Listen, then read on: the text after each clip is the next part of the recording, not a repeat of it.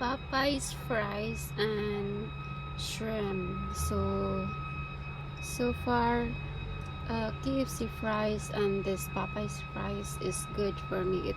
It really tastes good. So let's eat.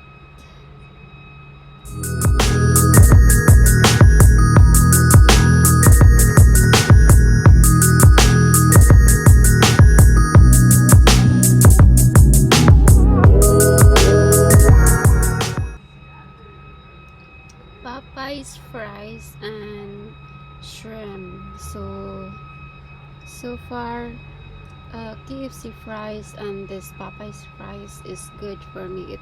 It really tastes good. So let's eat.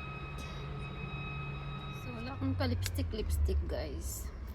Wala talaga akong gana kanina pagising ko. Gumigising ako quarter to 11.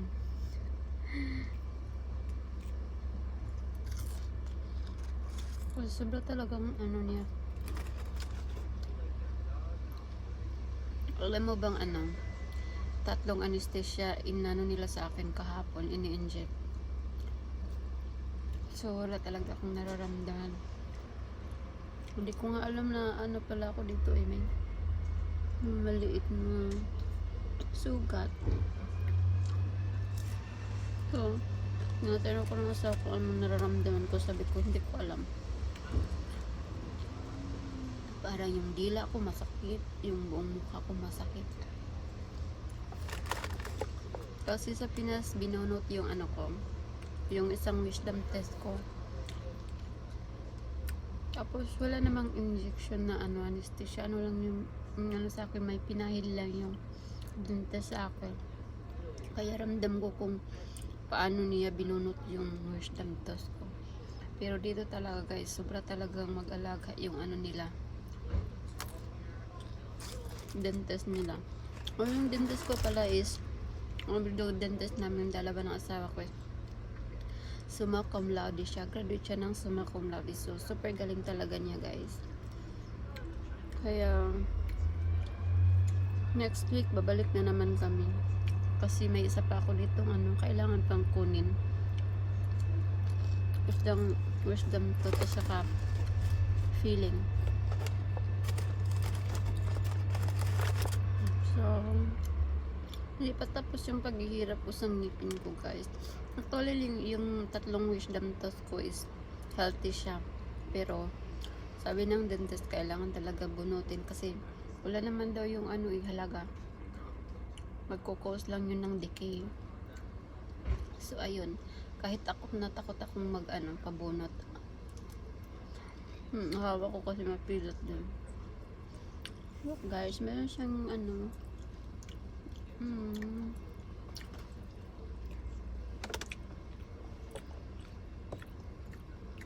meron siyang parang carrot sa loob or iwan yan, basta meron siyang spicy something sa loob na mas tasty siya, maging na mas tasty siya. So kahit masakit yung icho, tandahan lang kasi this is my favorite talaga. Kahit anong pilit ko sa akin na tumikim, kahit isa lang or kumpi lang, ayaw talaga niya. Proud ako kasi super healthy siya.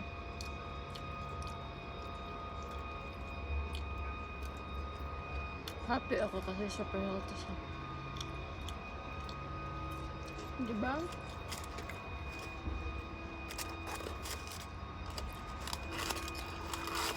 Guys, kahit malamig na siya pero super crispy pa din siya. Diba yung McDonald's or Jollibee, pag malamig na siya, hindi na siya crispy. Pero ito siya crispy pa talaga siya.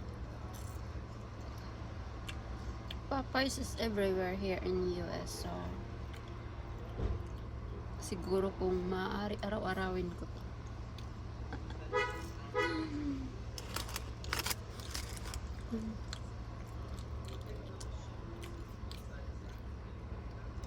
Pinagtawanan ako ng asawa ko kasi fries is on, ketchup is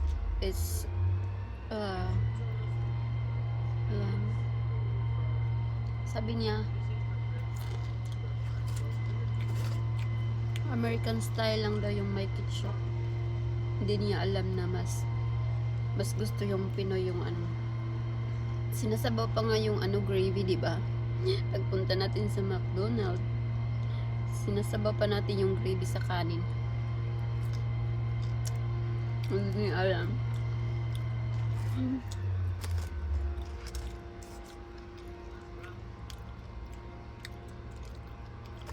Ako lang kumakain nito, guys.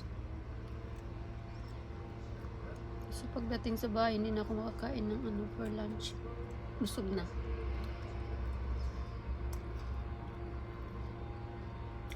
Super tasty talaga ng niya. Yung wrap niya at saka yung nasa loob ng shrimp. Siguro minamarinate nila. At saka super chewy na yun.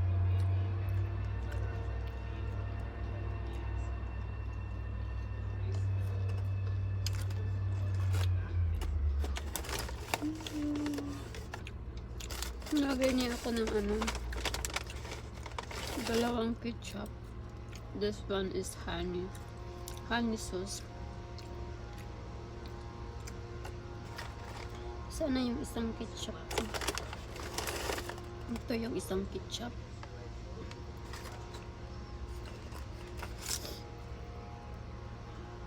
So yun, hindi ako nakapag-live ng mga ilang araw kasi Saturday, Sunday wala akong live kasi time talaga yun ng ng dalawa ng naming mag-asawa, kung saan kami nagpupunta, kung saan yung gusto niya naming puntahan.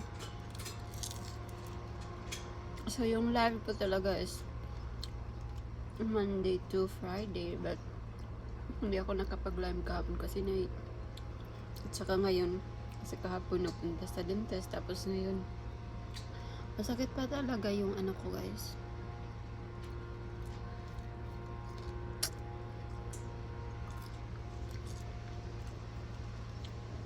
So, yun. Lalo muna sa white, eh. Wala akong kalipstick. Wala akong ganito lang talaga ako, guys. Wala talagang ka-arte-arte.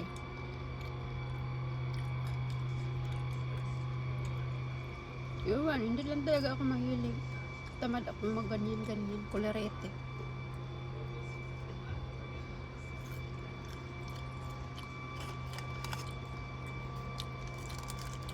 Malapit na siyang maubos. Oh shit, my mask. God damn it.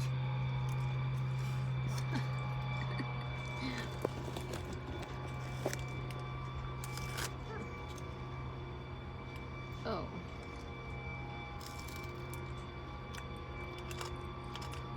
Narinig niyo yung guards. Kasi hindi siya papasukin sa sa building. Walang mask. Compulsory na talaga dito yung mask.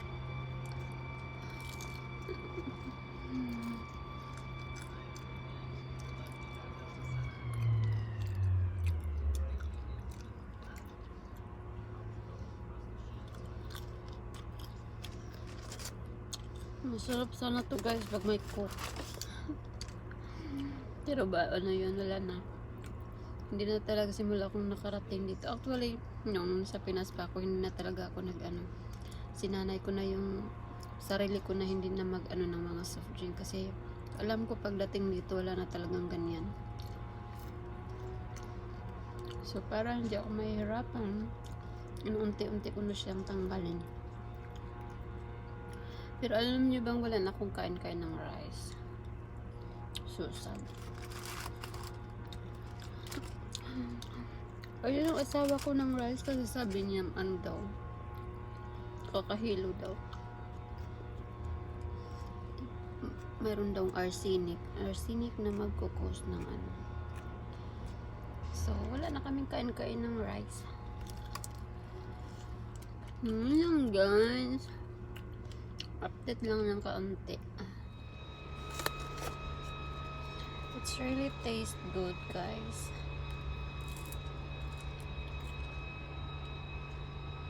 Ang hirap ikain kasi kabubunot ng dalawang wisdom toast ko. Okay?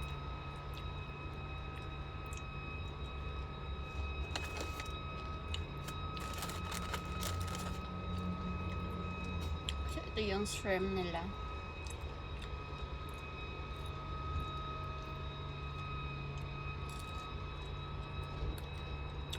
Something inside. It's a carrot.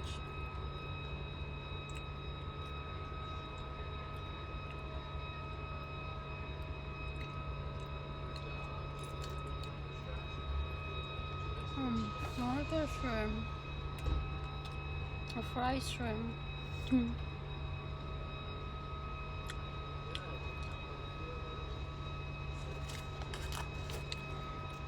Well, I really love this fries, guys. It's not salty. It's tasty, not too salty.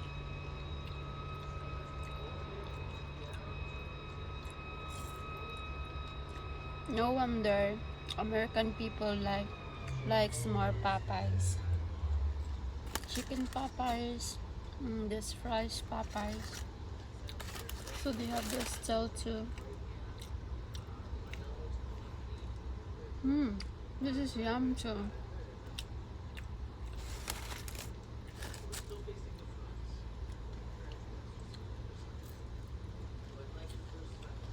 Andun sa taas yung asawa ko guys. Mag-gym. Lagi lang ako dito sa car. Pareho kayong mag-gym. Ang payat-payat ko na nga mag-gym. Paano nala yun? Lalaki yung muscle ko.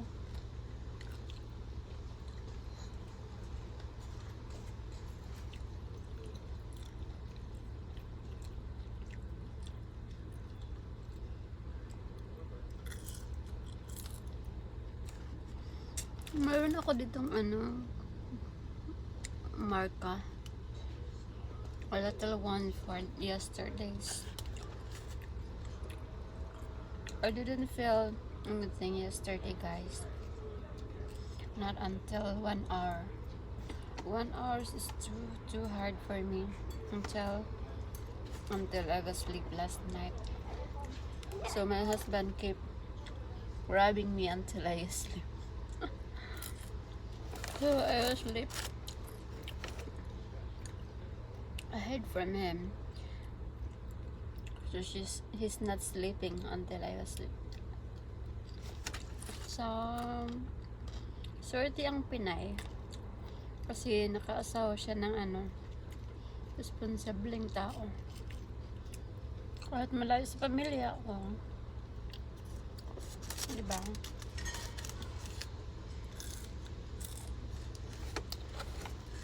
Tapos buong pamilya na din sa akin. Kaya swerte. Thank you God. So ito yung shrimp.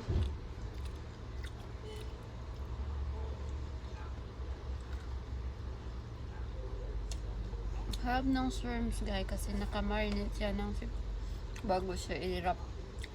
Bago siya ng ganito ng flour. So I like this much. KFC and Popeyes are good for fries. I didn't eat much chicken. So they say chicken Popeyes are more tasty than the other, like Jollibee or KFC and McDonald's or that's so his customer recommend to try to taste Popeyes products. So they're right. This is good. So happy ako kasi favorite talaga yung fries guys kasi ewan Kahit ayaw ng asawa ko, pinipili ko talaga siyang makumbinsi para lang bilhan ako ng fries. Kahit labag sa loob niya. Kaya ito. Bye guys, continue na ako kumakain. Bye.